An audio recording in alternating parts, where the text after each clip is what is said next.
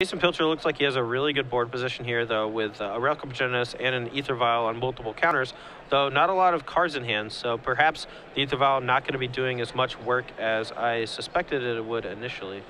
So I believe, if I recall correctly, that Jason Pilcher came up to me in between rounds. Name's on the screen wrong. And approached me asking where Cedric was. He was trying to get an autograph, and this is very common that people come up to the booth and ask, you know, Cedric to sign tokens or what have you. I just assumed it was a random fan, but if he's a random fan plus a Goblins player, I mean, yeah, then it's not really a random fan. Then it's just a man after his own heart. Yeah, talk about a true supporter. He's Jonathan Sparks. Yeah. Play a Tarmogoyf. Yeah, it's actually really funny as someone who like works in the media a lot with like articles and videos and stuff. It's really surprising to me how regularly people come up to me and say things like, "Man, remember that deck you built like 3 years ago, like the Dungrove Elder deck when Delver was super popular? I love that deck. That's why I started playing Magic again." You know, and you know. You have someone like Cedric who regularly plays Goblins. Someone's a huge fan of him, and then the first thing you see him on camera is 4-0 playing Goblins. So Pilcher take a draw step here. Yeah. Pilcher also equipped with Relic of Progenitus in his sideboard as well. He has 3 copies, and again trying to do good work against Tarmogoyf. Yeah, unfortunately, he can never really permanently shrink Tarmogoyf down to a 0/1, simply thanks to the fetch land and potentially wasteland from Jonathan. However, there is the little trick he can do where if the Tarmogoyf blocks here, the 1 damage goes onto it, or, you know, and you know, he's basically sacrificing his pile driver for that. And then after the damage is resolved, he can activate Relic for the full amount, getting both graveyards. And even if Jonathan sacrifices his fetch land, there's no window where the Tarmogoyf won't have a damage on it and be a 0/1 and ultimately die because of state-based effects. Yep. So you see a Disfigure take out the pile driver. Yeah, seemed like an ambitious Disfigure. I feel like you could very easily take 1 damage there. Maybe save that Disfigure for something like Goblin War Chief or what have you. So Tarmogoyf coming across the red zone. Yeah, and here we're going to see the Matron do the Relic of Progenitus trick, while probably also getting another Ringleader to just start chaining them off next turn. He already has 1 in hand. Probably getting a second. Potentially getting Siege Gang Commander, which would be a goulet. Jason already with Ringleader in hand, so he can go from 4 to 5, potentially get a Siege Gang Commander. Right, but it's really hard to justify going from 4 to 5 when you could just go from 4 to 4, because, you know, you could have like Krinko or something else in your deck that costs 4. But from looking at Jason's list initially, it looks like he just has 2 Siege Gang Commanders at 5 and 4 Ringleaders at 4. So he is going with the initial line that you suggested, finding another Ringleader out of his deck. Yeah, and before any blocks are declared, Jonathan here is going to brainstorm, looking probably for Abrupt Decay. He really wants to either take care of the Relic before combat, or, you know, before like damage goes on this, or before damage resolves. Excuse me, I almost said damage on the stack, and that hasn't been a thing for 5 years or whatever. Or just to take care of the Matron now so that it can't actually block.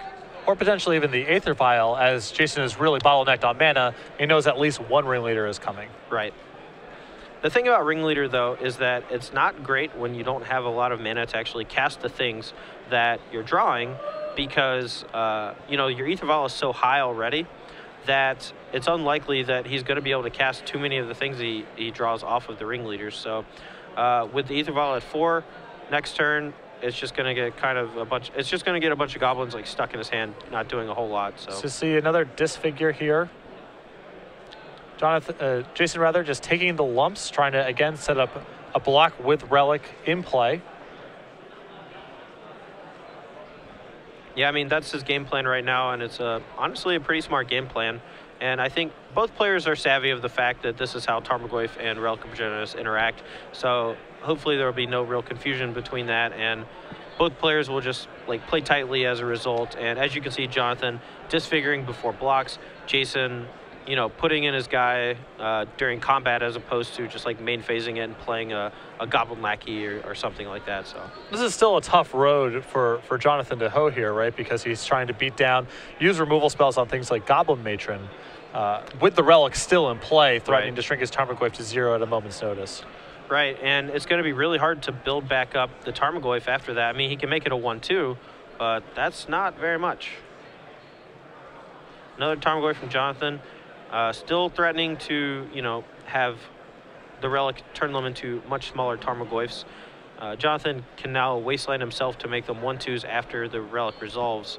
Potentially bigger, depending on if he draws a removal spell or a Ponder or something. I suspect Jason may have just forgotten his Vial trigger as he moved to draw before saying go, and this is potentially a critical misstep, as this might force him to use his Relic right now. Yeah, this is pretty aggressive. The main phase Brainstorm here, I don't think is great for a few reasons, simply because Jason can now just exile the Brainstorm along with the rest of the cards, whereas if he attacked with Tarmogoyf, it's pretty likely that Jason decides to just crack Relic here to prevent himself, like, you know, 1,000 damage from the Tarmogoyfs. But he takes care of a Wasteland out of the yard and decides to just go ahead and get all of them and draw a card. So yeah, to your point, had he left the Brainstorm left over, then he could be brainstorming now, potentially Wastelanding himself as well, and getting those Goyfs back up to a 2-3. Yeah, so the Relic exiling everything is going to be pretty bad here for Jonathan. His clock is now reduced to virtually nothing. Jason even drawing a card off the Relic of Progenitus while invalidating 2 of the best threats out of Jonathan's deck. Yeah, so it looks like Wasteland's going to try to target itself. Hopefully he knows it can. And then now Tarmogoyfs will be 1-2s, dealing 1 point of damage each. But Jason's still under far less pressure, taking only 2 points of damage from these Tarmogoyfs. We'll see if Jonathan has a follow-up here. Yeah, and last turn, as you saw, Jason did miss his Aether Vial trigger. He frustratingly put a marker on top of his deck so that he would not forget this time. A frustrating thing to learn about formats with so many, you know, tricky effects like Legacy is that sometimes you just gotta, you know, bite the bullet and put the counter on top of your deck so you don't forget, man. All right, Ringleader flips over Tarfire, Siege Gang Commander, Wasteland, and Plateau. Siege Gang and Tarfire go to the hand.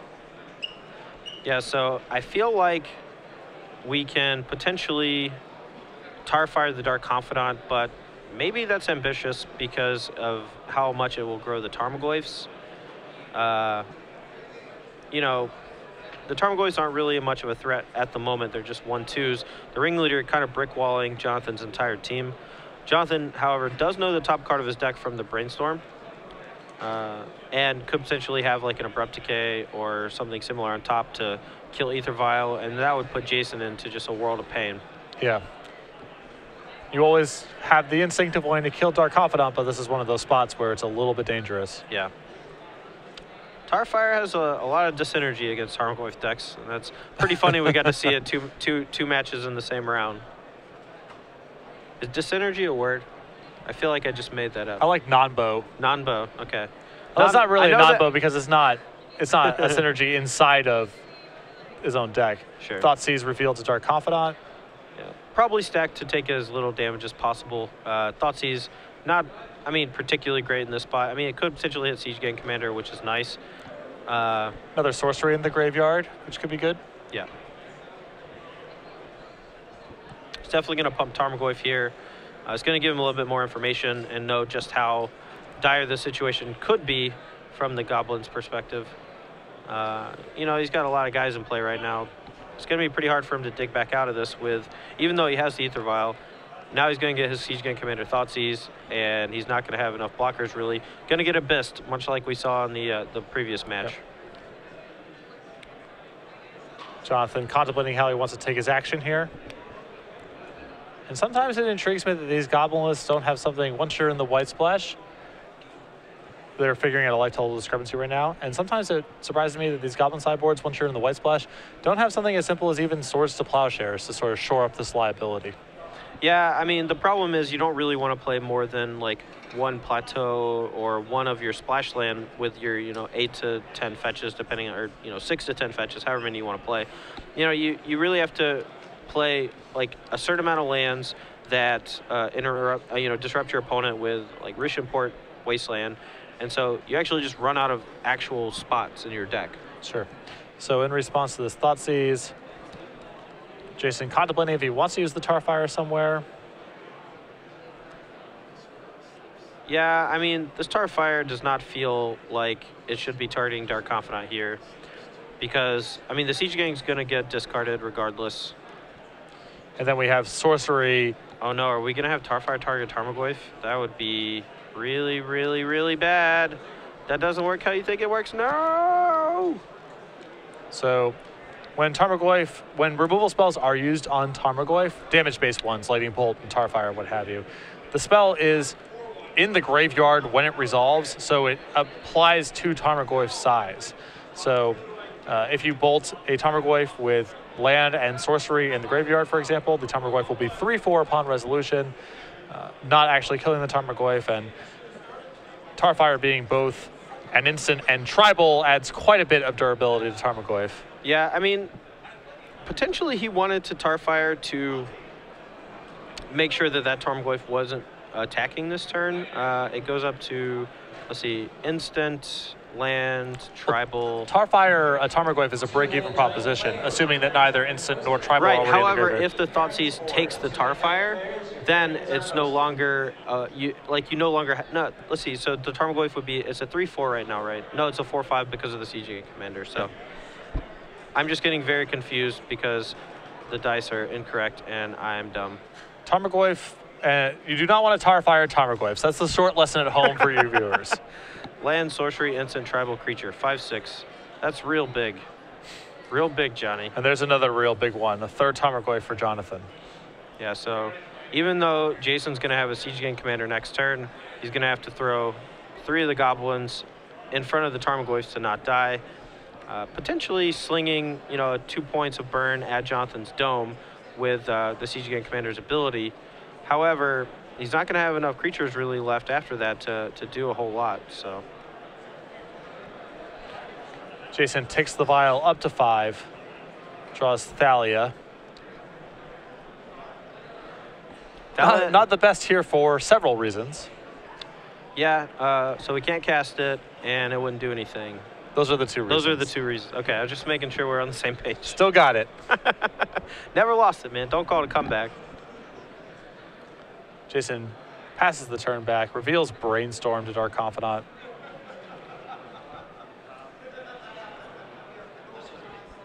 All right, well, we got 3 Tarmogoyfs at 5/6 rumbling in. Main phase Brainstorm to try to, I guess, draw maybe a preemptive way to deal with the tokens or the Siege Gang commander itself before attacks. But these are some real big Tarmogoyfs, and it shows you just how powerful a 2-mana, no text box guy really can be. It's just a guy. It's just a giant guy for 2 mana. Certainly when supplemented by all these 0 and 1 mana disruption that Legacy has to offer. Yes, certainly. I mean, when you have access to Daze, Thoughtseize, even Gataxian Probe, ways to pump it very easily, I think we should probably be jamming with Confidant here too. I think the only way we can actually lose, do we have Tombstalker in the deck? Is there a Tombstalker in his list? There are no copies. Okay, well, he probably doesn't have Force Will in his deck anymore either, so I wouldn't mind just jamming with the Confidant. I feel like that's one of the very few ways you can actually lose the game is to just take some incremental damage from your Dark Confidants, so.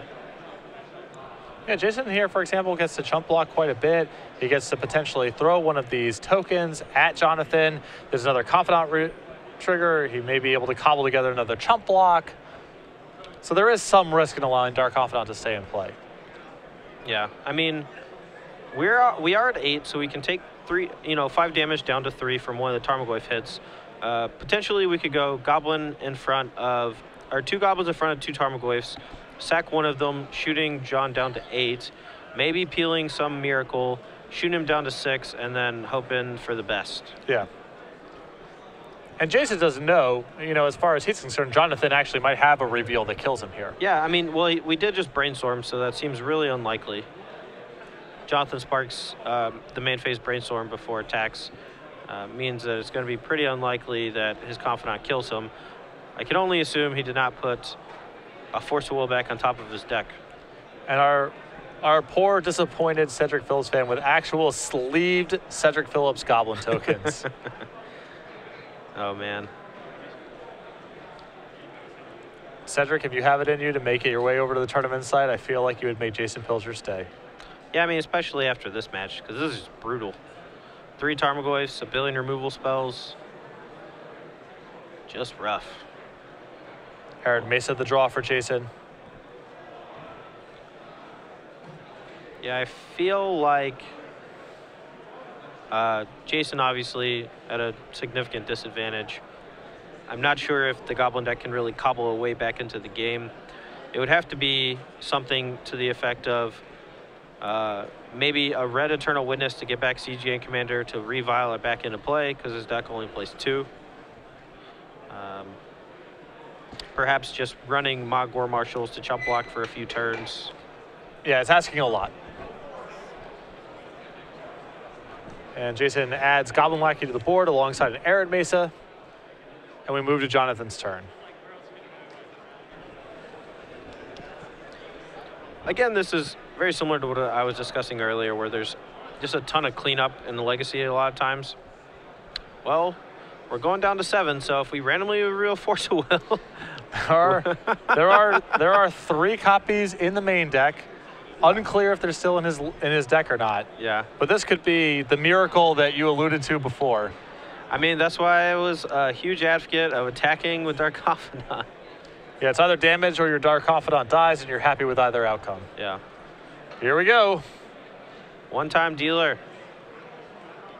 His days, whew, for a second there. It was blue, and it wasn't Brainstorm. Yeah, I mean, I can't imagine that there are too many copies of Force Will left in his deck. I mean, once you see Vile Cavernous Souls, Force Will just becomes so bad at so many points in the game. It's really only good on turn 1 against Aether Vial, you know, or if you're randomly, your opponent doesn't have Aether Vial. If they have Cavernous Souls, it's just abysmal. So the likelihood of him revealing something to kill him here was very, very slim. But we do technically still have a little bit of life here. Jason can block all 3 Tarmogoyfs one more time.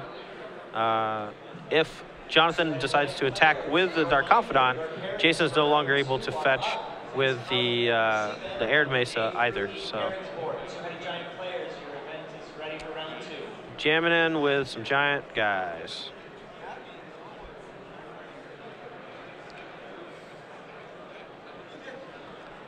Yeah, unfortunately for Jason, no tricky stuff with another 5-drop as his first Siege Gang Commander was tossed away due to a Thoughtseize from Jonathan. And here he's just kind of stuck in a pickle, trying to survive, hoping for an actual miracle. Well, it's noteworthy now. If Jason sacrifices one of these Siege Gang Commanders and shoots Jonathan, now suddenly Liliana of the Veil is another card that can get revealed. That's true, that's true. So he's going to put him down to 3, and he's not dead yet. This is one of the reasons why I was advocating attacking with Dark Confidant much earlier, because as I said, you know, one of the only ways he can lose this game is if Dark Confidant just ends up killing him. So if he draws a land, he can play Ringleader and attack with it. But, I mean, obviously, the Confidant is staying back to blocks. A Miracle 3 reveal is basically all we got. I don't even know if that's true, because if Jason just finds his other copy of Siege Gang Commander... No, he played one and one was Thoughtseize, so, correct. So we're basically at Liliana or bust. Yeah, we need him to reveal Liliana and also maybe not have a Brainstorm to you know, facilitate that. So Gem Palm Incinerator is the draw, I believe. All right, well, now it's... Last-ditch effort, cycle. Target Dark Confidant for 0. He does have a Tarfire in his deck that he can still draw, which then there are all sorts of outs. Man, if Jason pulls this game out, that would be such gas. Jonathan does have a Daze to cover him against the Tarfire scenario, but still. No! Oh! Reveal it! Whoa. No, he conceded. It's fine. I just want to see what the top card is. Can we go rabbit hunting here? Can we flip it over? Get the judge to rabbit hunt. Come on, dealer. I got to know, man. That was such a sweat. So Jason concedes a little preemptively into the maw of this Dark Confidant. Jonathan Sparks with Bug Delver will move on to 5-0. And I don't think Jason wants to see it now. Too bad. It's Thoughtseize. Okay. All right. We're all good. Woo! That would have been wretched. That would have been really rough. All the 5 or 10 minutes of me just filling air.